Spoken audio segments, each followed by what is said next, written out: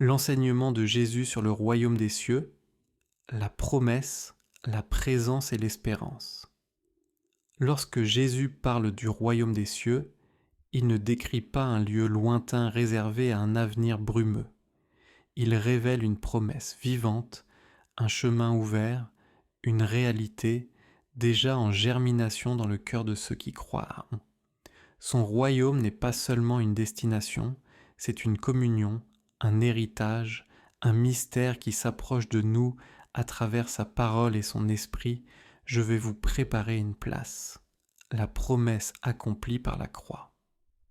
Dans l'intimité du discours d'adieu, Jésus déclare « Je vais vous préparer une place » Jean 14. Ces mots ne parlent pas d'architecture céleste, mais d'une œuvre spirituelle profonde. La préparation de cette place n'est pas un aménagement du ciel. Elle s'accomplit sur la croix où il ôte l'obstacle du péché et ouvre pour toujours l'accès à la présence du Père. L'accès au royaume est offert. Par son sacrifice, Jésus enlève ce qui nous séparait de Dieu. Il devient lui-même le chemin vers le royaume, une place assurée. Ce que Jésus prépare, nul ne peut le défaire. La place promise n'est pas précaire, elle est sécurisée par son amour et son œuvre. Celui qui vient à Christ n'est pas seulement invité, il est attendu. Le royaume, futur dans sa plénitude, présent dans sa puissance.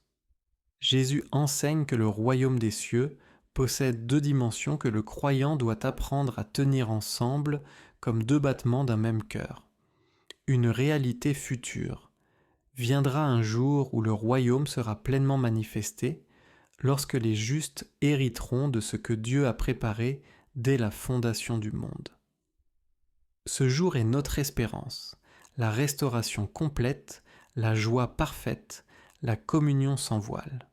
Une réalité présente, mais ce même royaume commence déjà maintenant, là où la foi s'élève, où le Saint-Esprit agit, où les cœurs se tournent vers Christ, le royaume se manifeste. Le croyant en goûte les prémices, paix, transformation, obéissance, lumière intérieure.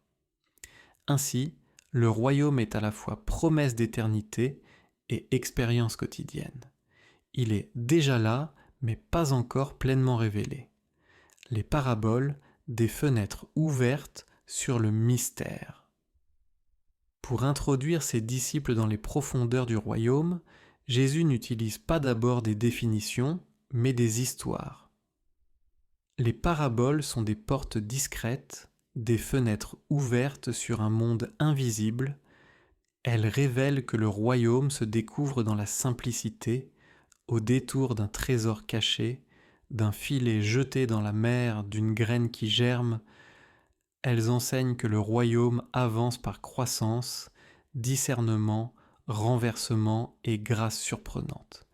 Ces récits nous invitent à chercher, accueillir et discerner la présence de Dieu dans la vie ordinaire. Ils nous apprennent que le royaume est à la fois précieux, comme une perle rare et discret, comme le levain dans la pâte. Conclusion. Marcher dès aujourd'hui dans la promesse du royaume Jésus n'annonçait pas seulement un avenir radieux. Il ouvrait un chemin pour vivre déjà de ce qui vient. Son royaume est la demeure qu'il prépare, mais aussi la vie qu'il répand aujourd'hui par son esprit.